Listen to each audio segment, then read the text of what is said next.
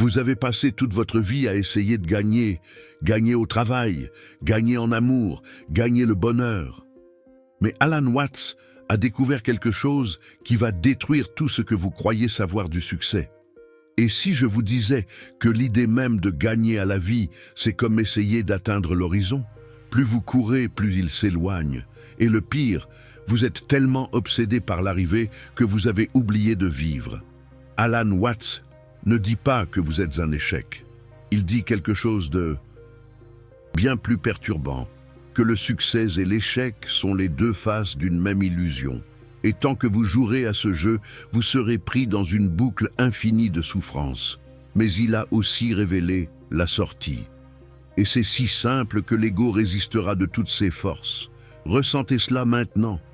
Cette pression constante, cette voix qui vous dit que vous devez être plus, faire plus, conquérir plus, comme s'il existait un tableau de score cosmique mesurant votre valeur, comme si à la fin de votre vie, quelqu'un allait dire « Félicitations, vous avez gagné ». Ou pire, « Dommage, vous avez perdu ». Alan Watts a vu des millions de personnes prises dans cette course. Des PDG à succès, pourtant malheureux, des gens qui ont gagné et se sentent vides parce qu'ils ont découvert le terrible secret. Il n'y a pas de ligne d'arrivée. Vous obtenez la promotion, vous en voulez une autre, vous gagnez 1 million, vous en voulez 10. Vous trouvez l'amour, vous avez peur de le perdre. C'est comme cet enfant qui a demandé à son père « Quand est-ce qu'on arrive ?» Et le père répond « On y est. » Déjà arrivé, le voyage, est-ce la destination? Mais l'adulte moderne ne comprend pas cela. Il est programmé pour la compétition, pour la comparaison, pour la victoire. Et Alan Watts a révélé que ce n'est pas naturel. C'est une maladie culturelle, une névrose collective qui a transformé la danse de la vie en une marche militaire. Aujourd'hui, vous allez comprendre pourquoi l'obsession de gagner est le problème même. Comment cette mentalité compétitive a créé une civilisation de vainqueurs malheureux et de perdants désespérés. Et plus, important encore, comment échapper à cette prison mentale dont vous ignoriez même l'existence? Watts disait souvent « La vie est un jeu, mais quel est l'objectif ?» Et les gens répondaient « Gagner, évidemment ». Alors il souriait de ce sourire zen et demandait « Mais lorsque vous gagnez, qu'arrive-t-il ensuite ?» Silence. Parce que personne n'y avait jamais pensé. Qu'arrive-t-il après avoir gagné à la vie? Vous mourrez de succès. Vous recevez un trophée cosmique. Vous allez au paradis des vainqueurs. La vérité est que nous traitons la vie comme un jeu avec des règles qui n'ont jamais été expliquées. Comme une compétition où nous ne connaissons ni les juges, ni le prix, ni la date de fin. Et pourtant, nous courons désespérément, parce que quelqu'un nous a dit que c'est ce qu'il faut faire. Mais Alan Watts a perçu quelque chose de crucial. La vie n'est pas un jeu auquel vous jouez pour gagner. C'est un jeu auquel vous jouez pour le plaisir de jouer. Comme la musique. Vous n'écoutez pas une symphonie pour arriver à la fin. Si c'était le cas, les meilleures musiques seraient les plus rapides. Vous écoutez parce que chaque note, chaque instant est le but même. L'enfant comprend cela instinctivement. Il joue pour le plaisir de jouer. Il n'a pas de but, il ne veut arriver nulle part. Il est complètement absorbé dans le moment présent. Mais ensuite arrive l'adulte et demande « Que veux-tu faire plus tard ?» Et c'est ainsi que commence la maladie. L'enfant apprend que le présent ne suffit pas, qu'il doit devenir quelque chose, atteindre quelque chose, gagner quelque chose. Notre culture a construit tout un système basé sur un mensonge fondamental, que le bonheur est dans le futur, que le succès est une gare où vous arrivez éventuellement. Travaillez dur maintenant, soyez heureux plus tard, sacrifiez le présent pour le futur, remettez la vie à plus tard pour la vivre. Watts a observé que cette mentalité a créé la société la plus riche de l'histoire humaine et aussi la plus anxieuse, la plus déprimée, la plus vide, parce que nous avons découvert que peu importe combien vous accumulez, il y en aura toujours plus à accumuler. Peu importe combien vous gagnez, il y aura toujours plus à gagner. C'est comme poursuivre sa propre ombre. Plus vous courez vite, plus elle s'enfuit vite. Et vous ne vous arrêtez jamais pour vous rendre compte que l'ombre n'existe que parce que vous bloquez la lumière. Il racontait l'histoire d'un PDG qui a travaillé 20 ans pour être promu. Il y est enfin arrivé. Le premier jour dans son nouveau poste, il s'est réveillé et a pensé « Et maintenant ?» Il avait passé 2 décennies à courir après un objectif. Lorsqu'il l'a atteint, il ne savait plus qui il était sans cette course. C'est ce que Watts appelait la fatigue du vainqueur. Vous passez tellement de temps à essayer d'arriver quelque part que vous oubliez comment être là où vous êtes. Vous passez tellement de temps à devenir que vous oubliez comment être. Gagner implique que quelqu'un perde. Le succès implique que d'autres échouent, et nous créons ainsi une société où votre bonheur dépend du malheur des autres, où votre valeur n'est pas mesurée par ce que vous êtes, mais par combien vous êtes au-dessus des autres. Watts disait « Vous ne pouvez pas gagner sans un perdant ». Donc, lorsque vous définissez votre vie comme une compétition, vous divisez automatiquement le monde en vainqueurs et en perdants. Et devinez quoi? La plupart des gens sont des perdants dans ce jeu. Mais pire encore, même lorsque vous gagnez, vous avez toujours peur de perdre. Vivre ainsi, c'est comme conduire en regardant seulement dans le rétroviseur. Vous êtes tellement obsédé par ceux qui sont derrière vous que vous ne voyez pas le précipice devant. La comparaison constante vous vole 2 choses précieuses. La capacité d'apprécier ce que vous avez et la capacité d'être sincèrement heureux du succès des autres. Vous devenez un vampire émotionnel, aspirant l'énergie de la compétition même. Et voici le tour cruel de l'ego. Même lorsque vous allez bien objectivement, vous trouvez toujours quelqu'un qui va mieux. Il y a toujours quelqu'un de plus riche, plus beau, plus heureux, plus quoi que ce soit. L'ego ne vous laisse jamais vraiment gagner, car si vous gagnez, il perdrait. Son but, Alan Watts a apporté d'Orient un concept qui fait exploser cette névrose occidentale, le Wu Wei, l'action sans action, faire sans forcer. C'est la différence entre un nageur expérimenté et un débutant. Le débutant lutte contre l'eau, l'expérimenté danse avec elle. Le Wu Wei n'est pas la passivité. C'est la compréhension profonde que la vie n'est pas quelque chose que vous contrôlez, mais quelque chose que vous surfez, comme un surfeur sur les vagues. Il n'essaie pas de dominer l'océan. Il s'harmonise avec les forces naturelles et trouve l'équilibre dynamique. Lorsque vous cessez d'essayer de gagner à la vie, quelque chose de magique se produit. Vous commencez à la vivre. Lorsque vous cessez de lutter contre le courant, vous découvrez qu'il vous mène exactement où vous devez aller. Pas là où l'ego pense que vous devriez aller, mais là où la vie coule naturellement. Watts expliquait cela avec une belle métaphore. Imaginez que vous êtes une goutte de pluie tombant du ciel. Vous pouvez passer toute la chute à lutter contre la gravité, à essayer de monter, à essayer de contrôler la direction. Ou vous pouvez vous détendre et découvrir que la chute elle-même est la danse. Et lorsque vous touchez enfin le sol, ce n'est pas fini. Vous êtes devenu partie de quelque chose de plus grand. Si vous traitez la vie comme une course, disait Watts, vous regardez toujours devant, préoccupé par la ligne d'arrivée. Mais si vous considérez la vie comme une danse, vous êtes toujours. Et présent, vous vous mouvez au rythme de la musique. La danse n'a pas de destination. Il n'y a pas de lieu précis où arriver. L'objectif est le mouvement lui-même, l'expression, la grâce, la connexion avec le rythme universel. Lorsque vous dansez, vous n'essayez pas d'atteindre l'autre bout de la piste. Vous célébrez l'instant présent à travers le mouvement. Et voici la révélation.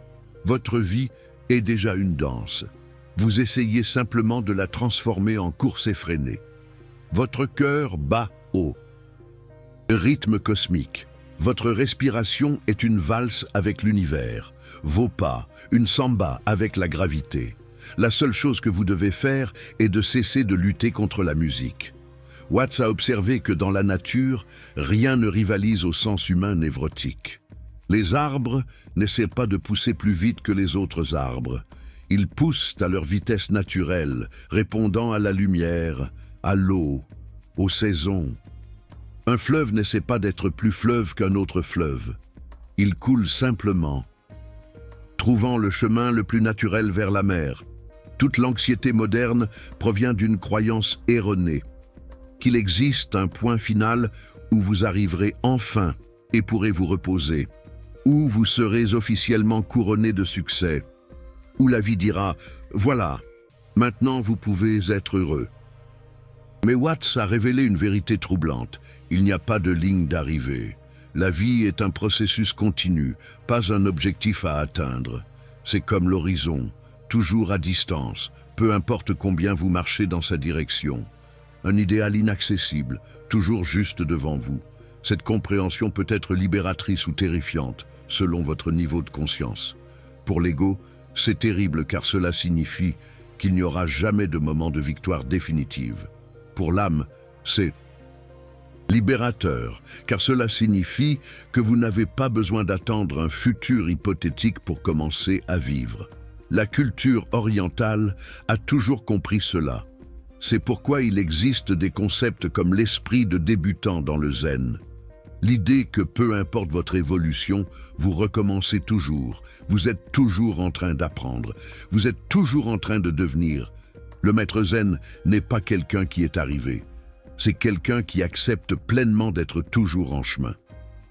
Qui a trouvé la paix dans le mouvement, pas dans la destination? Mais comment appliquer cela concrètement? Comment arrêter d'essayer de gagner à la vie? Watts a proposé 3 pratiques transformatrices. Premièrement, cessez de remettre le bonheur à plus tard. Chaque fois que vous pensez « je serai heureux quand », vous jouez au jeu de la victoire future. Le bonheur n'est pas un prix que vous gagnez en gagnant. C'est votre nature fondamentale, disponible maintenant, en ce moment. Deuxièmement, même pratiquer la gratitude active. Non pas la gratitude comme technique d'auto-assistance, mais comme reconnaissance que vous avez déjà tout ce dont vous avez besoin pour être complet. L'ego veut toujours plus, parce qu'il ne parvient pas à voir ce qui existe déjà. Troisièmement, embrasser le non-savoir. L'ego veut des certitudes, du contrôle, de la prévisibilité. Mais la vie est mystère, flux, changement constant. Lorsque vous cessez d'essayer de tout comprendre et de tout contrôler, vous découvrez que vous pouvez faire confiance au processus. Voici le secret qui va vous choquer. La vie est déjà vécue à travers vous. Vous n'avez rien de spécial à faire. Vous n'avez rien d'extraordinaire à accomplir. Vous n'avez pas besoin de gagner. Vous avez juste besoin d'arrêter de résister à ce qui est déjà en train de se passer. Votre cœur bat sans votre permission. Vos poumons respirent sans votre ordre. Votre sang coule sans votre instruction. Des milliards de cellules coopèrent harmonieusement. Sans votre planification, vous êtes déjà un miracle en action. La vie est déjà en train de gagner à travers vous. Le problème n'est pas que vous ne soyez pas assez. Le problème est que vous avez oublié que vous êtes déjà assez.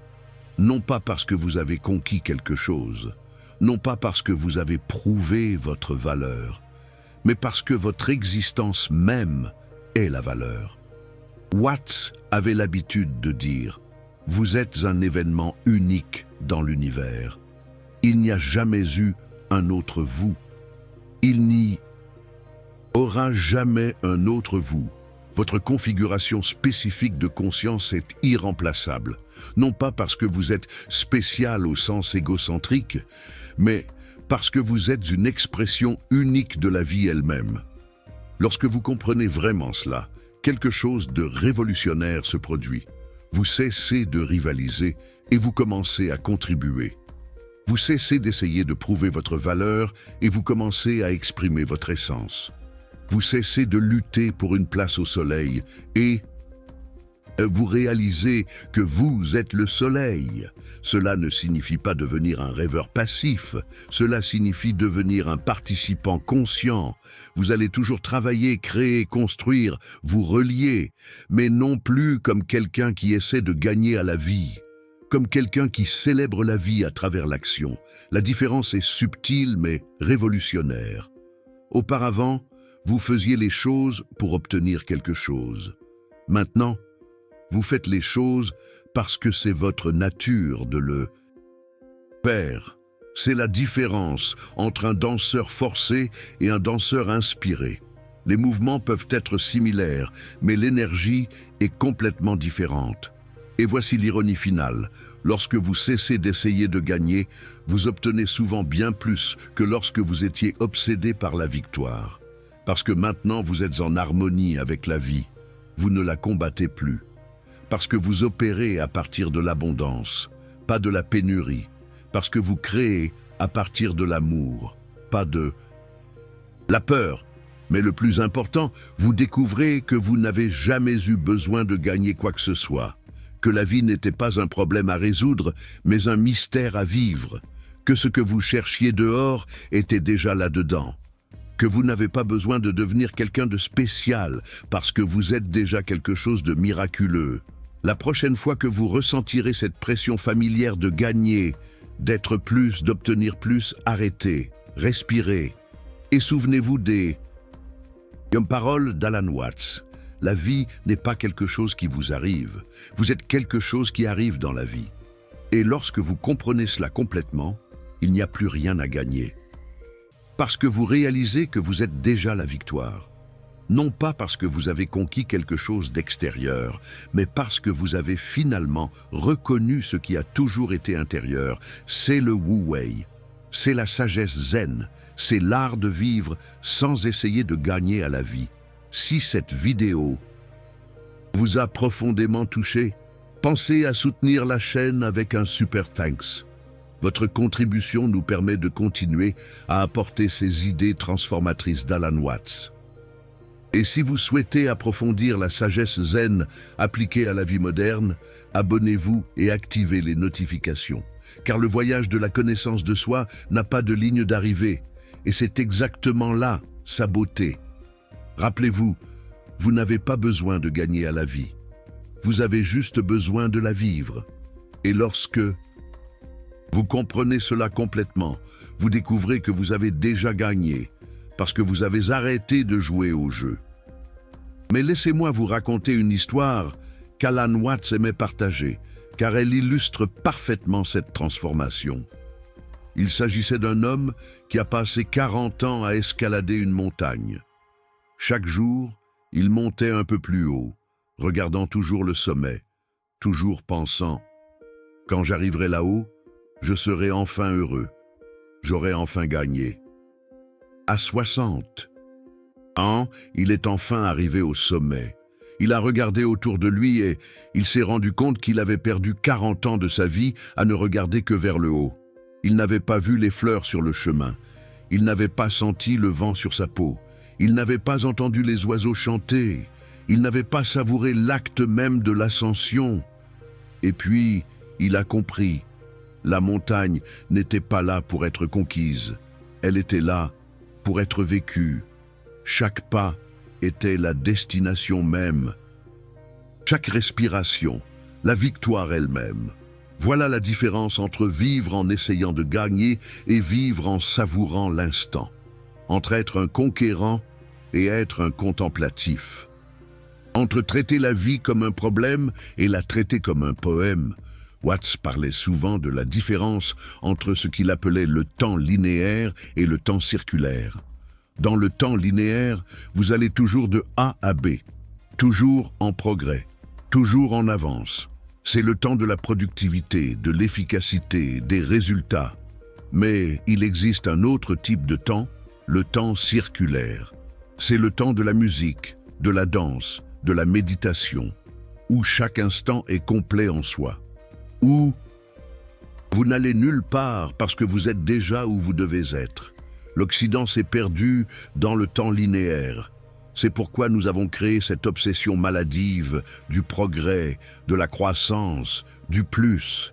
Nous avons oublié qu'il existe aussi le temps de l'être, pas seulement le temps du faire. Lorsque vous redécouvrez le temps circulaire, quelque chose de miraculeux se produit. Vous cessez de courir après le bonheur et vous découvrez qu'il est déjà là. Vous cessez de rechercher la paix et vous réalisez que vous avez toujours été pacifique. Vous cessez d'essayer de trouver votre but et vous reconnaissez que votre existence en elle-même est le but. Ce n'est pas de la philosophie abstraite. C'est la pratique la plus concrète qui soit. C'est se réveiller le matin sans cette anxiété de devoir prouver quelque chose au monde. C'est travailler non pas parce qu'il faut gagner, mais parce que c'est votre expression naturelle. C'est aimer non pas pour posséder, mais pour célébrer. C'est la différence entre un jardin forcé et un jardin qui pousse naturellement. Les deux peuvent être beaux, mais l'un jaillit de la peur et du contrôle, l'autre de la confiance et du flow. Alan Watts a remarqué que lorsque les gens finissent par abandonner le besoin de gagner, ils découvrent souvent une compétence qu'ils ne savaient pas posséder, parce qu'ils ne gaspillent plus d'énergie à lutter contre eux-mêmes. Ils ne sont plus divisés entre ce qu'ils sont et ce qu'ils pensent devoir être. C'est comme une rivière qui cesse d'essayer d'être une rivière et qui coule simplement. Soudain, elle trouve le chemin le plus efficace, le plus beau, le plus naturel vers la mer, non pas parce qu'elle essaie d'être efficace, mais parce qu'elle a cessé de résister à sa propre nature. C'est le grand tournant, lorsque vous cessez d'essayer d'être quelqu'un et que vous êtes simplement qui vous êtes, vous découvrez que qui vous êtes est déjà extraordinaire. Non pas parce que vous avez conquis quelque chose, mais parce que vous avez enfin cessé de lutter contre quelque chose. Et voici peut-être l'insight le plus profond d'Alan Watts. La personne que vous essayez de devenir pour réussir dans la vie est déjà celle que vous êtes lorsque vous cessez d'essayer. C'est comme quelqu'un qui cherche ses lunettes qui sont déjà sur sa tête. Toute notre culture est construite sur une amnésie collective. Nous avons oublié que nous sommes déjà complets, que nous sommes déjà dignes, que nous sommes déjà suffisants. Et nous créons alors des systèmes entiers basés sur l'idée que nous devons devenir ces choses. C'est comme si quelqu'un convainquait un poisson qu'il doit apprendre à nager. Le poisson passerait toute sa vie à essayer de conquérir quelque chose qu'il possède naturellement, se sentant inadéquat de ne pas réussir quelque chose qu'il fait parfaitement. Watts disait « La seule chose que vous devez conquérir, c'est l'illusion que vous devez conquérir quelque chose. La seule vraie victoire est de reconnaître qu'il n'y a pas de bataille. Mais l'ego résiste à cette simplicité parce qu'elle menace son existence. L'ego vit de l'histoire de l'inadéquation, que vous n'êtes pas assez comme vous êtes. Si vous découvrez que vous êtes déjà complet, pourquoi auriez-vous besoin de l'ego? C'est pourquoi ce message peut générer autant de résistance interne. Une partie de vous se sent soulagée. Enfin, la permission de se détendre, de cesser de lutter, de simplement être. Mais une autre partie, panique. Si vous n'avez pas besoin de gagner, qui êtes-vous? Si vous n'avez rien à prouver, quelle est votre valeur? Cette tension est normale. C'est l'ego qui meurt et l'âme qui renaît. C'est douloureux et libérateur à la fois. Comme un papillon sortant de sa chrysalide, la chrysalide offrait sécurité, mais aussi limitation. Permettez-moi de vous donner un exercice pratique qu'Alan Watts suggérait.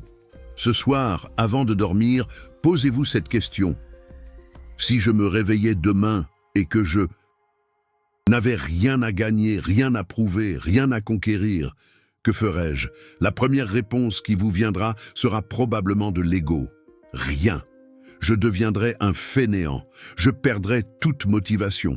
Mais attendez, laissez l'esprit s'apaiser. Posez la question à nouveau plus lentement. Si vous n'aviez vraiment rien à gagner, qu'est-ce qui émergerait naturellement? Quelles activités couleraient de vous par pur plaisir? Quelles expressions jailliraient de votre essence, non pas de votre manque? Peut-être réaliserez-vous que vous travailleriez encore, mais avec une énergie différente, Vous créeriez encore, mais sans la tension du résultat. Vous vous relationneriez encore, mais sans le besoin d'impressionner. C'est la vie que Watts pointait du doigt. Non pas une vie sans action, mais une vie avec une action naturelle. Non pas une vie sans but, mais une vie où le but jaillit de l'être, non pas de l'absence. C'est la différence entre une source qui force l'eau et une source qui laisse l'eau couler. La seconde est beaucoup plus puissante, plus belle, plus durable, parce qu'elle est alignée avec les lois naturelles, ne luttant pas contre elles. Et peut-être la question la plus importante que Watts nous ait laissée est celle-ci. Et si vous découvriez que le jeu auquel vous essayez de gagner n'existe même pas? Et si tout était une hallucination collective? Une histoire que nous nous racontons les uns aux autres jusqu'à ce que nous oublions que ce n'est qu'une histoire? Imaginez un instant que vous vous réveillez et que vous vous rendez compte qu'il n'y a jamais eu de vraie compétition, qu'il n'y a jamais eu de tableau de score cosmique, qu'il n'y a jamais eu de juge mesurant votre performance, que tout cela était une illusion massive, comme une hypnose collective. Comment vous sentiriez-vous? Soulagé? Confus? En colère d'avoir perdu autant de temps? Ou peut-être libre? Libre de enfin vivre la vie qui était toujours disponible, mais que vous étiez trop occupé à essayer de gagner pour la remarquer. Alan Watts n'apprenait pas aux gens à abandonner la vie. Il montrait qu'il existe une manière beaucoup plus élégante, plus agréable, plus efficace de vivre, une manière qui ne nécessite pas que la moitié de l'humanité perde pour que vous gagniez, une manière où votre succès ne diminue personne d'autre, où votre bonheur ne dépend pas du malheur des autres, où vous pouvez être prospère sans créer de pénurie, où vous pouvez être extraordinaire sans me faire sentir les autres ordinaires. C'est la révolution zen que Watts a apportée à l'Occident, la possibilité de vivre d'abondance au lieu de pénurie, de coopération au lieu de compétition, de célébration au lieu de comparaison. Et la chose la plus belle à propos de cette transformation, c'est qu'elle ne nécessite pas que vous changiez le monde. Elle arrive lorsque vous cessez d'essayer de changer le monde et que vous changez simplement votre relation avec lui. Lorsque cela arrive, vous découvrirez peut-être que le monde autour de vous commence lui aussi à changer, non pas parce que vous le forcez, mais parce que vous irradiez une fréquence différente. Une fréquence d'acceptation au lieu de résistance, de gratitude au lieu de manque, de présence au lieu d'anxiété. Les personnes autour de vous commencent à le sentir. Elles ne savent pas l'expliquer, mais elles ressentent une paix en votre présence, une absence de jugement, une absence de compétition. Et cela les invite à se détendre aussi, à cesser de lutter aussi, à se souvenir qui elles sont aussi. C'est ainsi que le monde se transforme. Une personne à la fois cesse d'essayer de gagner à la vie et commence à la vivre. Une personne à la fois se souvient que la vie n'est pas un problème à résoudre, mais un mystère à savourer. Alan Watts a semé ses graines en Occident il y a des décennies. Certaines sont tombées en terre fertile et ont déjà fleuri. D'autres ne font que commencer à germer. Et certaines attendent encore les conditions propices pour s'éveiller. Peut-être est-ce le moment pour vos graines de commencer à pousser. Peut-être est-ce aujourd'hui que vous cessez d'essayer de gagner à la vie et commencez à danser avec elle. Non pas parce que quelqu'un vous l'a dit, mais parce que vous avez enfin reconnu que c'est votre nature de le faire. Et lorsque cela arrivera, vous n'aurez pas besoin de le raconter à personne. Vous n'aurez pas besoin de le prouver à personne. Vous n'aurez pas besoin de vaincre personne, car vous serez tellement occupé à vivre que vous n'aurez pas le temps de compétitionner. Vous serez tellement présent que le futur cessera d'être une obsession, tellement reconnaissant que le passé cessera d'être un regret, tellement accompli que la quête cessera d'être une nécessité. Et là, dans le silence de cette plénitude, vous entendrez ce qu'Alan Watts a entendu, ce que tous les sages ont entendu. La musique de la vie jouant à travers vous. non pas pour que vous l'écoutiez, mais pour que vous soyez, et vous vous rendrez compte que vous n'avez jamais eu besoin de vaincre cette musique. Vous en avez toujours fait partie.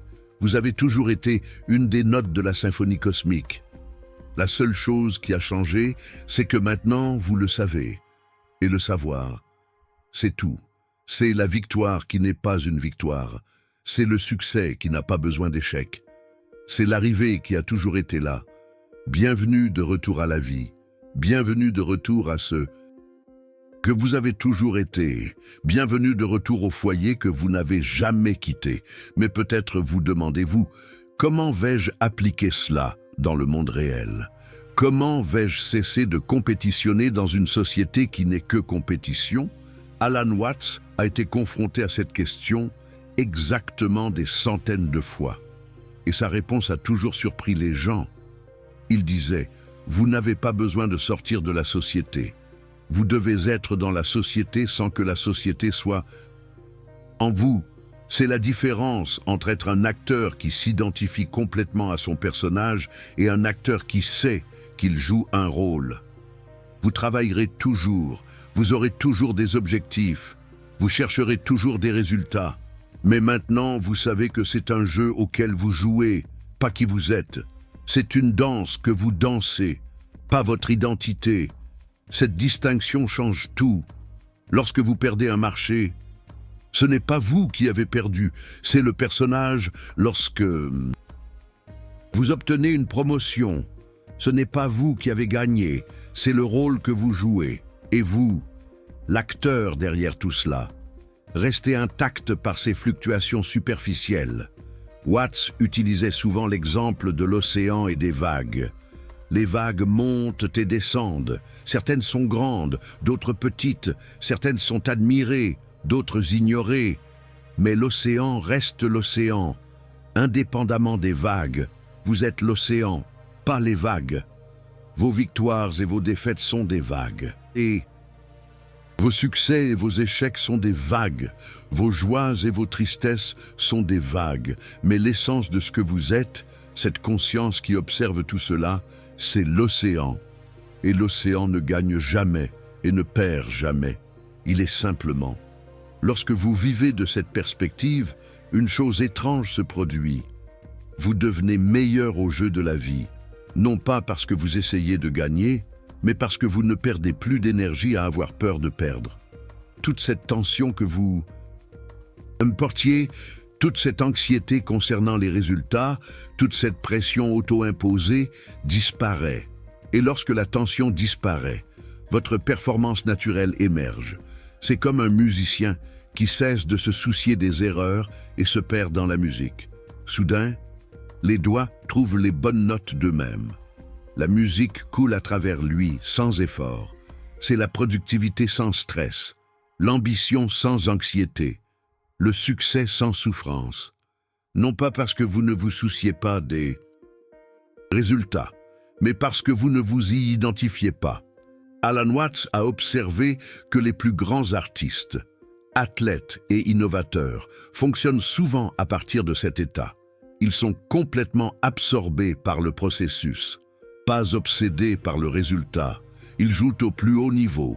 Ils ne travaillent pas désespérément. Michael Jordan sur le terrain, Einstein dans le laboratoire, Beethoven composant. Ils n'essayaient pas de gagner à la vie. Ils exprimaient leur nature la plus profonde à travers l'action, et l'excellence est apparue naturellement de cette expression authentique. C'est la différence entre la performance forcée et la performance naturelle. Entre faire quelque chose parce que vous devez le faire et faire quelque chose parce que c'est qui vous êtes. Entre travailler pour prouver quelque chose et travailler pour exprimer quelque chose. Et voici le paradoxe final que Watts adorait. Lorsque vous cessez d'essayer d'impressionner les autres, vous les impressionnez beaucoup. Au plus, lorsque vous cessez d'essayer de forcer l'amour, il coule naturellement. Lorsque vous cessez d'essayer de tout contrôler, les choses s'organisent de manière plus harmonieuse. C'est comme cette personne que vous connaissez qui n'essaie pas d'être drôle, mais qui vous fait rire naturellement, ou celle qui n'essaie pas d'être sage, mais dont les paroles touchent toujours au plus profond. ou celle qui n'essaie pas d'être séduisante, mais qui a un magnétisme naturel. Elles ne jouent pas au jeu. De l'impression. Elles sont simplement ce qu'elles sont. Et cette authenticité a un pouvoir qu'aucune stratégie ne peut reproduire. Watts disait que c'est le véritable charisme, non pas la capacité de manipuler les autres, mais le courage d'être complètement soi-même. Lorsque vous cessez de cacher qui vous êtes, quelque chose de magnétique se produit. Les gens sont attirés par cette honnêteté, par cette naturalité, parce qu'au fond, tout le monde est fatigué de jouer le jeu des apparences. Tout. Le monde veut trouver quelqu'un qui a eu le courage d'arrêter de faire semblant, quelqu'un qui soit authentique dans un monde de masques. Et lorsque vous devenez cette personne, vous n'avez pas besoin de vaincre personne. Les gens veulent naturellement être autour de vous. Les opportunités affluent vers vous, non pas parce que vous les chassez, mais parce que vous avez cessé de fuir vous-même. C'est la plus grande ironie. Lorsque vous cessez d'essayer de réussir, vous devenez souvent beaucoup plus performant, mais maintenant, le succès a un goût différent. Ce n'est plus une drogue dont vous êtes accro. C'est plutôt comme un parfum naturel qui émane de votre présence.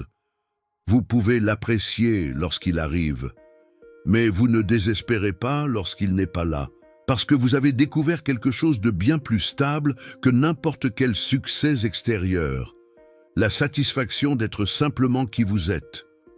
Alan Watts a passé toute sa vie à tenter de traduire cette sagesse millénaire de l'Orient pour l'esprit occidental.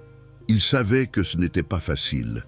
Notre culture entière est programmée pour la compétition, pour la quête incessante, pour le plus, pour la course effrénée vers un horizon toujours reculant, un idéal inaccessible. Mais il savait aussi que c'était urgent, car il voyait où cette mentalité menait l'humanité, vers un effondrement psychologique collectif. Une civilisation riche mais vide, réussie mais malheureuse, technologiquement avancée mais spirituellement arriérée, comme une voiture de luxe dernier cri qui roule à toute vitesse vers un précipice. Et il a vu la solution, un changement fondamental de la conscience humaine, du paradigme de la rareté à celui de l'abondance, du paradigme de la compétition au paradigme de la danse, du paradigme du avoir au paradigme de l'être. Une métamorphose aussi radicale qu'un papillon sortant de sa chrysalide. Ce changement ne se produit pas par la force. Il ne se produit pas par la prédication. Il se produit lorsqu'une personne, puis une autre, découvre qu'elle n'a pas besoin de gagner à la vie pour la vivre pleinement, pour atteindre le sommet d'une montagne illusoire. Et peut-être êtes-vous l'une de ces personnes. Peut-être est-ce le moment où quelque chose clique, où vous réalisez que vous avez couru sur un tapis roulant qui ne mène nulle part, où vous vous autorisez enfin à descendre de ce tapis roulant et à commencer à marcher à votre propre rythme, dans votre propre direction. Non pas parce que quelqu'un vous l'a dit, non pas parce que vous l'avez lu dans un livre d'auto-assistance, mais parce que vous avez enfin reconnu que c'est votre nature de le faire. Que vous n'avez pas été conçu pour concurrencer la vie, mais pour collaborer avec elle, pour danser avec elle, comme un couple maîtrisant un tango complexe. Et lorsque cela arrive, vous n'aurez pas envie d'évangéliser qui que ce soit. Vous n'aurez pas envie de prouver que vous avez raison. Vous n'aurez pas envie de gagner l'argument, car vous serez trop occupé à vivre pour perdre votre temps à tenter de convaincre les autres de vivre. Votre vie deviendra l'argument. Votre présence deviendra l'enseignement. Votre paix deviendra l'invitation à envisager une manière différente d'être, une invitation silencieuse, aussi puissante qu'un sourire bienveillant. Et ainsi, sans tambour ni trompette, sans compétition, vous deviendrez partie de la solution. Non pas en sauvant le monde, mais en vous sauvant vous-même de l'illusion que vous devez sauver le monde. Non pas en changeant les autres, mais en cessant d'essayer de changer les autres. Parce que comme Alan Watts l'a enseigné, le monde n'est pas un problème à résoudre, c'est un mystère à vivre. Et la seule façon de vivre ce mystère pleinement, c'est de cesser d'essayer de le déchiffrer et de commencer à danser avec lui, à le sentir vibrer en vous comme une mélodie profonde. Alors, la prochaine fois que vous ressentirez cette pression familière de gagner, d'être plus, de prouver quelque chose, souvenez-vous, vous êtes déjà ce que vous cherchiez. Vous êtes déjà arrivé là où vous tentiez d'arriver. Vous avez déjà gagné le seul jeu qui compte, le jeu de devenir qui vous êtes vraiment. Et qui vous êtes vraiment n'a jamais eu besoin de rien gagner. Parce que cela a toujours été toute, l'intégralité de l'existence, une symphonie ininterrompue.